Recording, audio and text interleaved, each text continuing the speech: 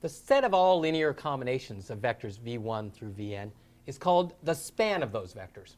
It's written this way. Let's go back to the challenge response system. So Eve knows the password satisfies a bunch of equations. She can calculate the response to any challenge that lies in the span of the vectors a1 through an. Here's how. So any vector in the span can be represented as a linear combination of the vectors a1 through an.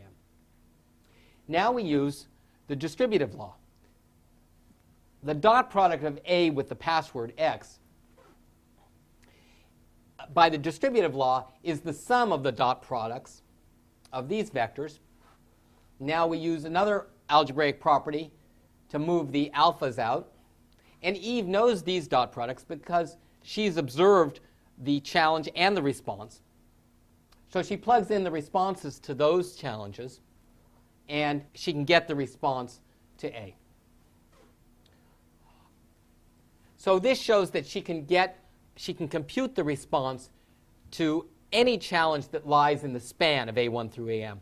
Are there any other challenges for which you can derive the response? The answer to that question will have to wait.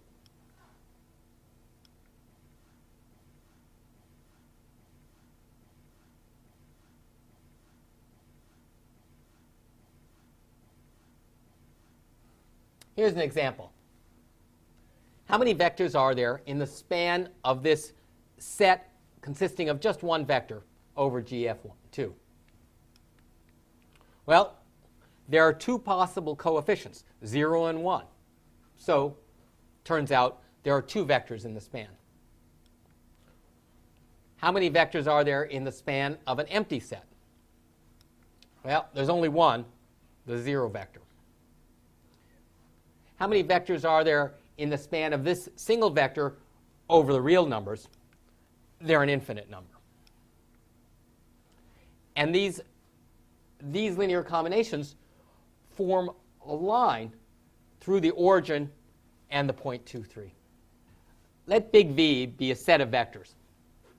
If v1 through vn are vectors such that big V equals span of v1 through vn, we say that v1 through vn form a generating set for big V. We refer to these as generators. Here's an example. I claim that these vectors are a generating set for R3. So why is that? We have to show two things.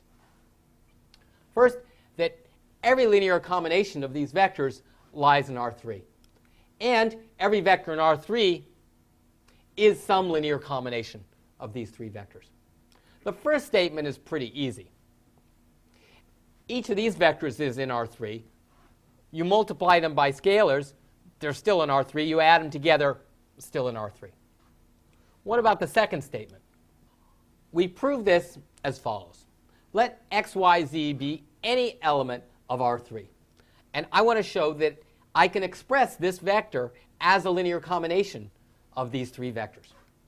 Well, here's a formula for that. The vector x, y, z can be expressed as x over 3 times the first vector plus y over 2 times the second vector plus z times the third vector. Now, I claim that this is another generating set for R3. Now, another way of showing that every vector in R3 is in the span of these vectors is this. We already know that R3 is equal to the span of these old vectors.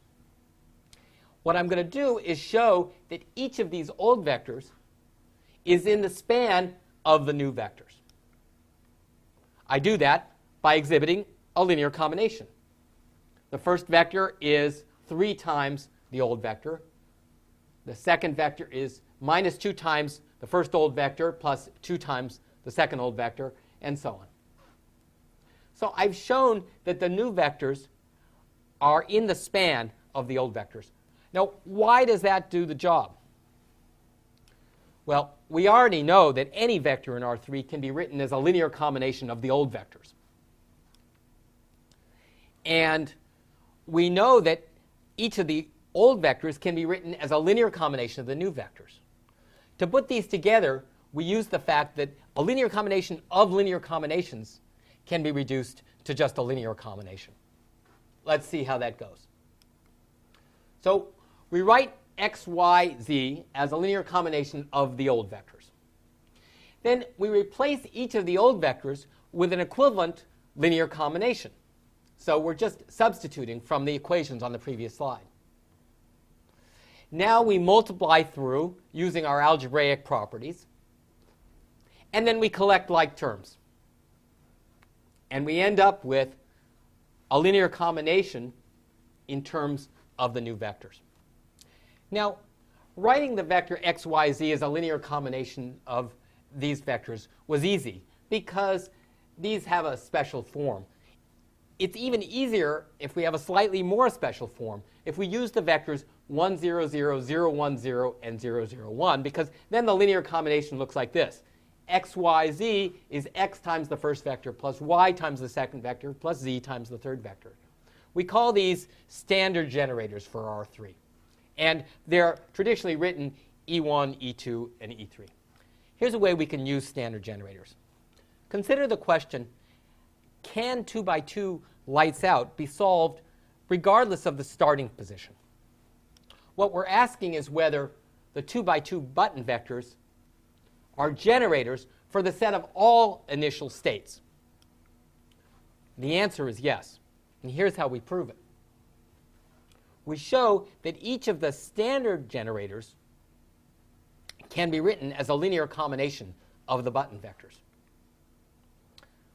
So these are the standard vectors for 2 by 2 lights out, and we've written each of them as a linear combination of the button vectors.